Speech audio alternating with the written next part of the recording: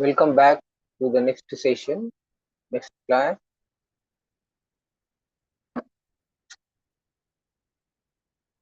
It's types of teaching learning material and selection and their usage in early childhood care and education. Different types of teaching learning material, maybe the audio visual aids. So here learning materials and teaching aids, teaching learning aids are very essential tools in the educational process, especially in early childhood care and education. So these materials enhance the learning experience by making abstract concepts concrete, engaging multiple senses, and accommodating different learning styles. So we have seen already that natural materials and the aids. So natural teaching learning aids are materials or resources obtained from the environment around us that can be used for educational purposes. For example, these learning aids include leaves, flowers, and seeds. These can be used for counting, sorting, and understanding plant life cycling of plants, sometimes and animals also. Next is the rocks and shells. These rocks and shells used for tactile exploration and pattern making. Tactile exploration and the pattern making. These rags. Different patterns, that is the structure, physical state and the structure of these materials or these components, or you can say the rocks and the shells. So these can be used for understanding the tactile exploration and the pattern making. Next is sand and water. The sand and water, these natural material used for sensory play and understanding scientific concepts like volume and different measurement. So this is about the natural teaching learning materials. Next is the processed materials. Processed.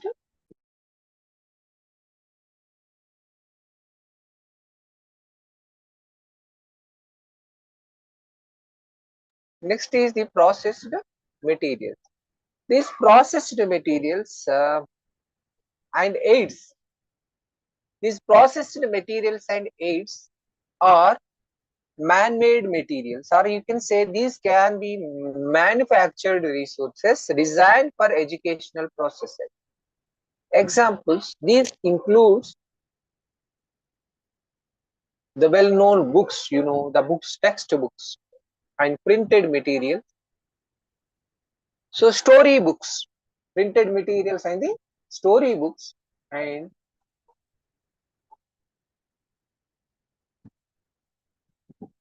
alphabets, charts and the flashcards comes under the books and printed materials. Next is educational toys. Educational toys like puzzles, blocks and shape sorters. All these are the educational sorts, educational toys. Next is the digital resources. Digital resources like educational apps, videos and interactive games.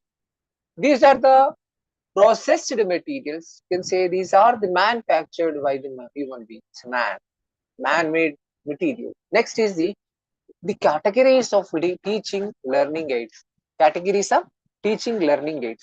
So these teaching learning aids can be classified into several categories based on their form and the function. These are categorized into different uh, types or different categories based on the form. So based on the form of these teaching learning aids, and based on the function they use or their usage. Like if you can take these graphic aids, so these graphic teaching aids are the visual materials that help to illustrate the concepts and ideas. So the graphic aids are like charts and posters, diagrams and the maps, and flashcards. So these charts and the posters are displaying the numbers, letters, and the classroom rules sometimes. Next is the diagram and the maps. So the explaining the process and the geographical concept possible by displaying or showing these diagrams and the maps, world maps, etc. By using these maps that can be explained in the classroom, the processes and the geographical space or geographical concepts. Next is the flashcards. Flashcards are helpful for improving the vocabulary or for vocabulary and number recognition. These flashcards can be frequently used in the teaching learning process. Next is the three-dimensional aids. Three-dimensional aids.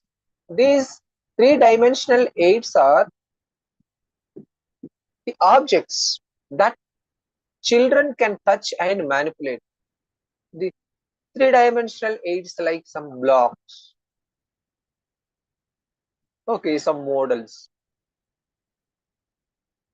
Sometimes we can use these real objects like fruits and vegetables. So the models and the dioramas like demonstrating real life structures and the senses, manipulatives like counting beads, abacuses and the tangrams. Next is the real objects like fruits and vegetables and tools for experimental learning. These can be uh, also known as these can be these are called as three-dimensional aids. Next is activity aids. These activity aids are the materials used to facilitate the hands-on activities and learning experiences. Like if you supply some pencils, color pencils or the crayon, okay, or sometimes clay or paints. So art supplies like crayons and the markers, clay and the paints, or musical instruments like bells, drums and the maracas, and sometimes sports equipments like balls, hoops and ropes.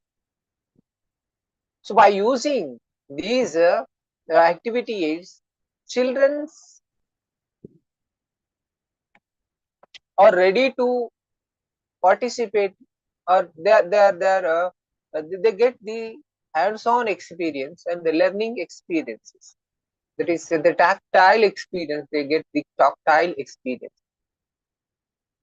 So next is the categories of audio visual aids. Yesterday we have seen is the categories of audio visual aids like these audio visual aids combine auditory and the visual elements to enhance the learning experiences. So they are divided into three main categories. One is the auditory aids, another one is the visual aids, and the third one is audio visual aids. So the auditory aids focus on the sense of hearing. The main focus would be on hearing, sense of hearing.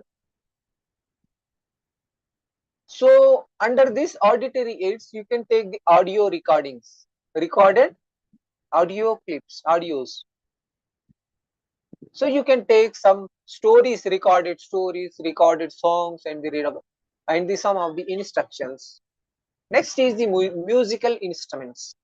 Musical instruments are used for the right rhythm and the music education. Third one is the sound effects. Sound effects used to support storytelling and the dramatic play. Dramatic play. Next is the visual aids. Visual aids focus on the sense of the sight. Examples. Some of the examples for the visual aids are the projectors and the slides. Projectors and the slides. So these projectors and the slides displays the images and the videos. Next is the whiteboards and the blackboards. Whiteboards and the blackboards are used for drawing and writing during the lesson. These are helpful for teachers to write down something while teaching or giving instruction. Next is the interactive displays like touch screen and smart boards. Nowadays, these uh, these Zoom classes or virtual classes. In virtual classes, these smart boards and the touch screens are very much helpful. Not only virtual classes, in the offline classes are also uh, the teachers are using this touch screen or smart boards. Next is the audio visual aids. These audio visual aids combine both sound and the video or sound and the visual to create a richer experience, richer learning experiences. For example, you as we know that well known a television and the video player, educational programs and the documentaries can be displayed. So both sense and the visual experiences, learning experience is possible by using this television and the players. Next is the computer software. This is an interactive learning modules and games. By using this computer software, interactive learning modules and games are displayed or presented by using this computer software. Next is the multimedia presentations. Multimedia presentations combining the text, image, and the sounds. Okay, like PowerPoint presentations. Sometimes we use PowerPoint presentation is also a kind of multimedia. Next is the selection and use of materials and aids. Selection, use of materials and aids. So the selection of the appropriate teaching learning materials and aids is crucial for effective teaching. Okay, so we have already seen yesterday that the relevance criteria for selection is relevance, age appropriateness, materials, age appropriateness, and engagement, engagement, safety, and the durability. So materials should be aligned with the learning objectives and the curriculum. What are the learning objectives, or you can say the what are the learning objectives, or you are expecting after completing the teaching, after completing the presenting the topic or completing a topic and the curriculum. So here the relevance of the material should align with the learning outcomes or learning objectives and the curriculum. Next is the age appropriateness. So the teaching learning material should be suitable for the children's developmental stages. Okay, these materials should be relevant, appropriate, age appropriate for the developmental stages. As we know, the different infancy stage. Okay, so teacher need to understand, need to know that the physical development, cognitive development, social development, all these things. So age appropriateness is important. That should be keep in the mind while you are selecting the teaching learning material for this early childhood, implementing early child or preschooler or young children. Next is the engagement. These material should capture children's interest and they stimulate their curiosity. So whatever the material or teaching aid you use, that should create the interest, curiosity among the children. Otherwise, that cannot be uh, appropriate. That cannot be suitable for this teacher, student, teaching learning process. Next is the safety. This is one of the most important. Uh, thing. That is, material should be non-toxic and free from small parts that could be choking hazard. Sometimes children may uh, try to eat, try to swallow. You should take care of those material. Should not be uh, that is free from smaller parts. Next is the durability. So material should withstand frequent use and handling by young children. The material should be should be withstand frequent. See, children use daily, regularly they use. So durability should be sustained for a long time. Otherwise, uh, new one, there is a need for another purchasing or selection of the new one. Again and again, uh, that leads to budget problems. Next is Edgar Dale's spoon of experiences. So all these things as a teacher, all these things should keep in the mind. All these things should keep in the mind. Next is the Edgar Dale's cone of experiences. Edgar Dale cone of experience.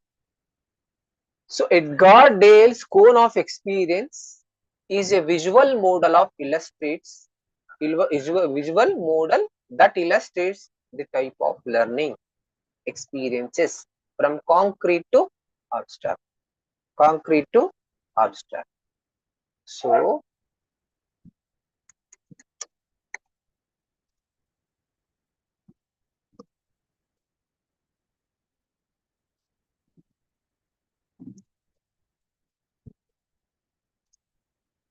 So if you see this, what is the concrete to abstract?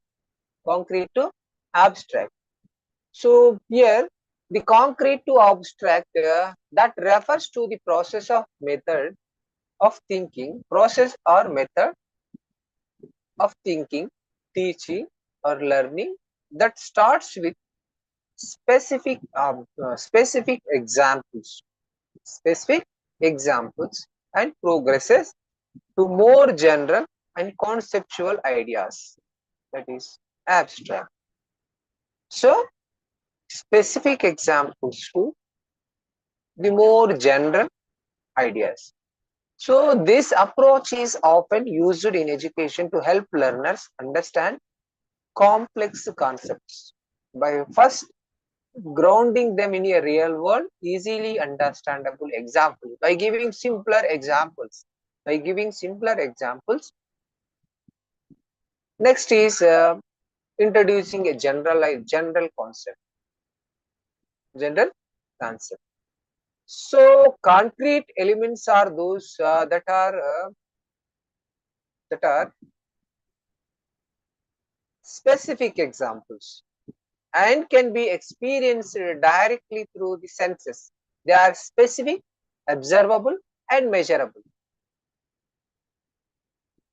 For example, if you take a chair or a tree or a car or a motorcycle, whatever, specific events like birthday parties or particular instances like specific mathematical problem, 2 plus 3 is equal to 5. So using these physical objects like, for example, using 2 plus 3, 5, or like your apples. So here the abstract elements. So abstract elements are like specific and often involve complex concepts that cannot be directly observed or measured. So abstract things are nothing but are that they cannot be directly observed or measured. They are general and theoretical. They are general and the theoretical. Like if you say the freedom, you say the love, you say the justice. So general principles like the concept of democracy or mathematical concepts like algebraic functions. All these things are the abstract concepts. So concrete to abstract is a pedagogic strategy that facilitate learning by using specific examples to the building understanding before progressing to more complex or general and theoretical concepts. So this is about the uh, abstract, concrete to the abstract. So here we are discussing the Dale's cone of experience. Edgar Dale's cone of experience. These Edgar Dale's cones of experience is a visual representation. Visual representation.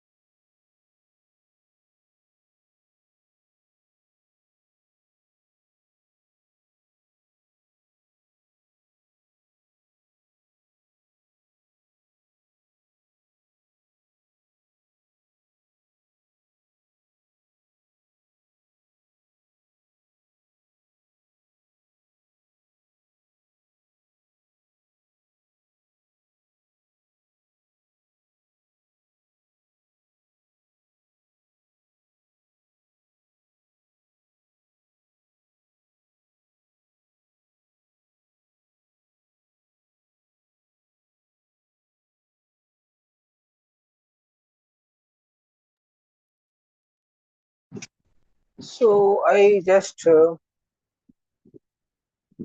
just trying to share that Edgar Dale uh, cone of experience. Edgar Dale cone of experience.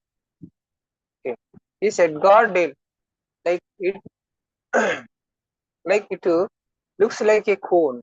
It looks like a cone. Cone means a triangle shape. A triangle shape. So at the top of the cone, you will see the reading. Next is the hearing word. Next is the seeing. Next is the watching, looking, seeing. Next is the participating in a discussion. Next is doing a dramatic presentation. So by reading here, so this explains us or it emphasizes the importance of using diverse educational aids to enhance learning. So if you use verbal symbols or if you use the direct purposeful experiences, child can remember for a long time, that retain for a longer time. So the verbal symbols like spoken or written words, if you speak to the children or if you make the children to talk, that conversation, that dialogue retain in their brain for a shorter time. Or if you make the children to participate in an activity, or you can say the purposeful experience, that is real life activities or hands-on experiences, if you give some blocks building beads for young children, they can remember for a long time how to build, how to hold that building block. That is the direct experience. So here the Edgar Dale's cone of experience emphasizes the importance of using diverse educational aids to enhance learning. Generally, we use different kinds of teaching learning materials in the teaching learning process. Sometimes we use direct purposeful experiences, and contrived experiences, dramatized experiences, demonstration, field trips, exhibits, motion pictures, still pictures, visual symbols, verbal symbols. So here spoken and written words comes under verbal symbols. Next is charts and the diagrams comes under visual symbols. Photos and illustration comes under still pictures, and films and the videos comes under motion pictures. Next is the exhibits are nothing but the display and the exhibitions. Field, field trips are sometimes educational visits to relevant places. Next is the demonstration, showing how something works, displaying, demonstrating. So dramatized experiences like role playing and the dramas, contrived experience, some like role playing and the simulations and the model. Next is the direct purposeful experiences or real life activities and hands-on experiences. So if you see this Edgar Dale's cone of experiences,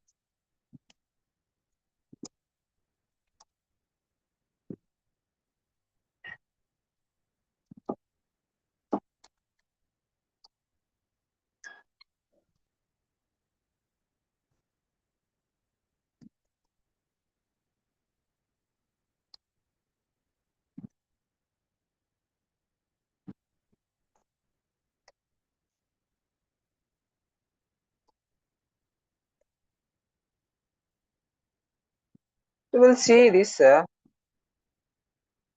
Edgar Dale's cone of experiences. So this Edgar Dale is an American educator. He introduced the cone of experiences in his book 1946. That book name was Audio Visual Methods in Teaching. Audio Visual Methods in Teaching. It's a famous book. So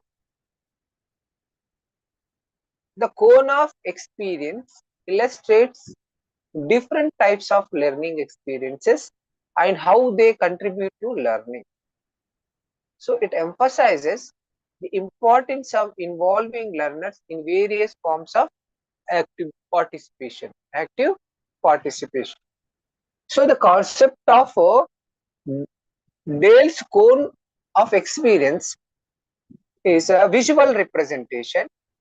The cone is a visual model that categorizes learning experiences from the most concrete to the most abstract. Most concrete to the most abstract. So it is shaped like a cone. I just now told you that it is shaped like a cone with the base representing the concrete observation, concrete representation, concrete experiences, and the apex representing the abstract experiences. In the top, abstract experiences; in the base, the concrete experience. So levels, there are some levels.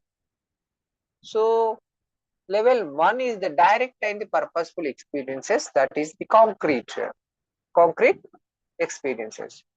So these are the first-hand and active experiences where learner engage in real-life activities, where the learner engage in real-life experience. Like handling real objects, I already told you, handling real objects, conducting sometimes experiments, or participating in the field trip. So these experiences are the most memorable. These experiences are the most memorable and impactful because they are involving actively or active participation and use of multiple senses like the eyes, ears, hands. Sometimes they are ready to um, collaborate with their peers, with their friends, cooperate with each other.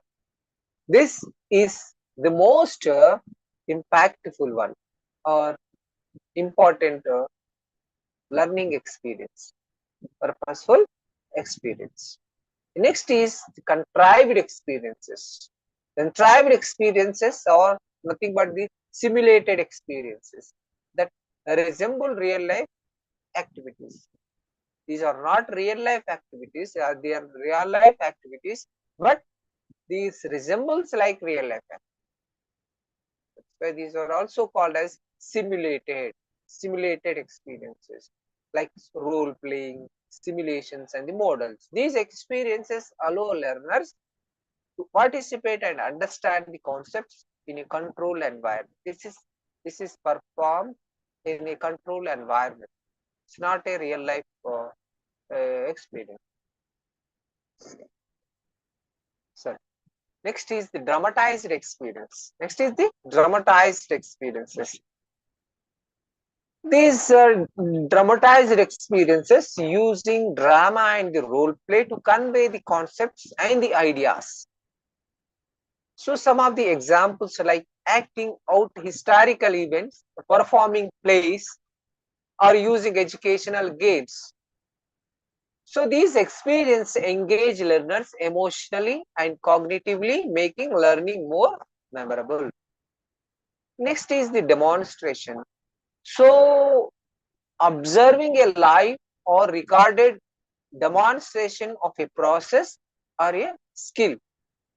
For example, if a teacher demonstrating a scientific experiment or anything, a story or whatever, a cooking show or illustration of the videos. So this demonstration helps learners understand process and the procedures by watching them performed in a real life time. Real time. This is demonstration, explanation, demonstration, explaining by using some experiments. Next is field trips. So visiting or visits to location relevant to the learning material. So visiting some museums, zoo parks, factories, farms, or some historical sites. So these kind of trips or field trips provide context and real world connection to the classroom learning. This combines or this provide a context to the real life real world connection to the classroom learning. Next is the exhibits. So viewing displays and exhibits that convey information visually and interactively, like some science fairs or art exhibitions or sometimes museum displays. So these exhibits provide a passive yet engaging way to learn about various topics. Next is educational television and motion pictures. So watching educational programs, sometimes documentaries and or sometimes movies. Watching educational programs, documentaries and the movies. So we know the National Geographic documentaries or educational YouTube channels or some historical films. These media combine visual and auditory elements to present information in an engaging way. Okay. And next is some still pictures or radio recordings.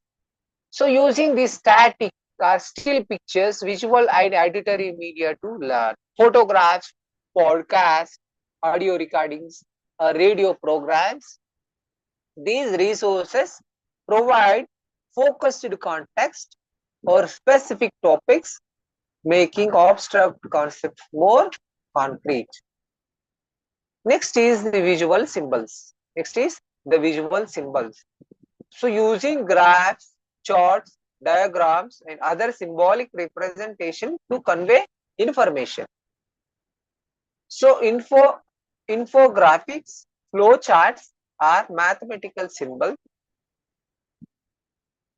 Using these visual symbols, this help in abstract thinking and understanding complex relationships.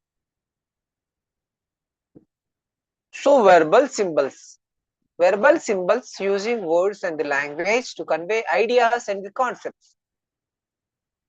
So some of the lectures, textbooks, written reports are verbal instructions. So verbal symbols are the most abstract form of learning and rely heavily on the learner's ability to interpret and understanding language. So the model suggests that progression from a concrete to abstract, progression from concrete to abstract. The model suggests, this model of experience suggests that a learning is most effective when it moves from concrete to the direct experience to more abstract symbolic representations. So it is a multi-sensory learning. The cone emphasizes the importance of engaging multiple senses in the learning process, particularly in the more concrete levels. So retention and the understanding. Experiences that are more concrete tend to be better retained and understood by learners compared to those that are purely abstract. So experiences actively experience situations that are more concrete tend to be better retained in the children's memory and understood by the learners compared to those that are purely abstract. And the blended kind of learning, effective teaching should be incorporate a blend of different types of experience to cater to various learning styles and experiences. So Edgar Dale's cone of experience, it serves as valuable guide for educators in designing curriculum and instructional methods. It underscores the importance of the providing diverse learning experiences that cater to different levels of concreteness and abstraction. So incorporating a variety of teaching methods that span the entire cone can enhance understanding, retention, and the engagement uh, among learners. So this is about Edgar Dale's cone of experience.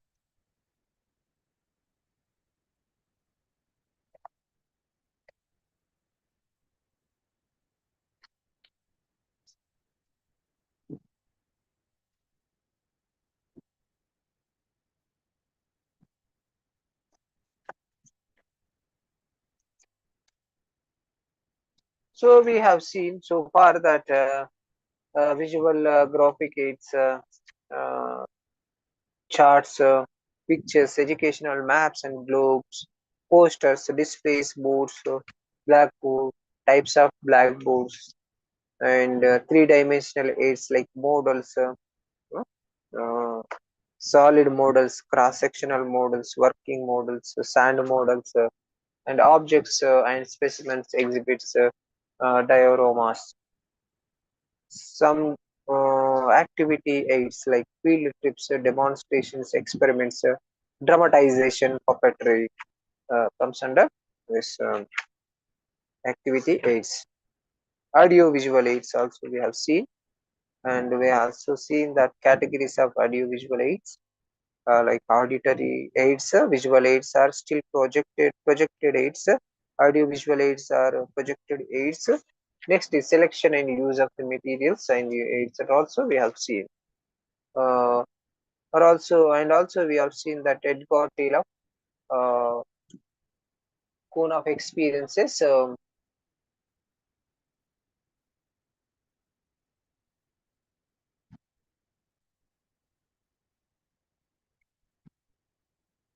So use of materials and their aids of effective learning. So there are some principles involved in the use of teaching learning materials and aids. So principle of selection and planning, principle of preparation, principle of proper presentation, principle of physical contact. So these are the principles involved in the use of teaching learning materials and the aids. So next also we have the principle of response, principle of evaluation, principle of selection and the planning. So these are some of the principles. So in Edgar Dale's cone of experiences, we've seen this uh, different experiences. That is direct experiences, contrived experiences, dramatized experiences, demonstration exhibits, visual symbols, verbal symbols, and abstract symbols. So retention would be more in 90% what the children do actively, that will be retained for a longer time by actively participation in the activities, or very less, that is 10% what they read by using eyes. So people generally remember learning activities and people are able to learning outcomes. So here are some of the uh, utilizing teaching aids effectively in their crucial selection and the systematic planning. So the planning process minimizes the risk of failure and maximizes the potential for successful learning experiences. So preparation should be proper planning and the preparation is essential. So clearly define the learning objectives or learning outcomes. So learning objectives clearly defined. Next is the tailored aids to learner characteristics. Next is accessibility of teaching learning materials and prioritize educational values and also emphasize the realism and the meaningfulness. So the choosing teaching aids should be realistic and the meaningful to the students, allowing them to connect with the content on a deeper level. So this realism fosters engagement and the comprehension. and the diversity of teaching aids. So to combat the monotony of the routine classroom teaching, incorporate a variety of engaging teaching aids. So option may include charts, flashcards, models, and mobiles, puzzles, puppets, etc.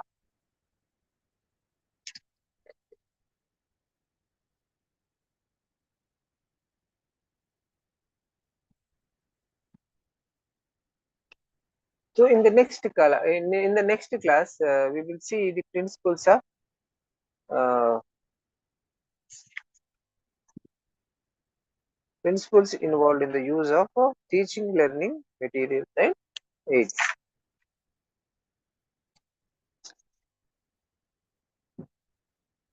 And also we'll see some of the concepts in this chapter. So the challenge for preschool teacher is to create learning environment that is not only easy and effective but also enjoyable for young children. So achieving this goal can be greatly facilitated through the strategy use of teaching learning material. So preschoolers are surrounded by a rich variety of natural and processed materials that educators should harness extensively. To do so effectively, teachers should be well versed in the different types of aids and their classification. Teaching and learning materials can be broadly categorized into graphic aids, three-dimensional aids, activity aids, and the audio-visual aids. So educators must possess a strong underlining of these aids to design a wide range of meaningful experiences and activities for children. It is important that teaching are fully aware of the educational value of these aids and how they can make the learning process engaging and meaningful for young children, young learners. So as a teacher, we now recognize that that in education, aids play a pivotal role in simplifying the enhancing both teaching and learning. So while rote memorization can result in forgetfulness, rote learning that can result in forgetfulness. Sensory sensory experiences derived from the use of audio visual aids tend to leave a lot a lasting impact on the child's brain memory. So these aids not only deepen learning but also add variety to the educational process, making it more enduring and enjoyable.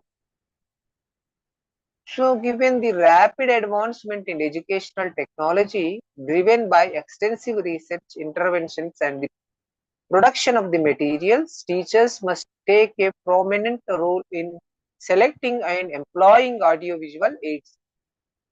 Their judicious, their judicious use can significantly elevate the quality of education and create an engaging and impactful learning environment for students for all ages. So, as a teacher, all these things need to understand, and while teaching, teacher should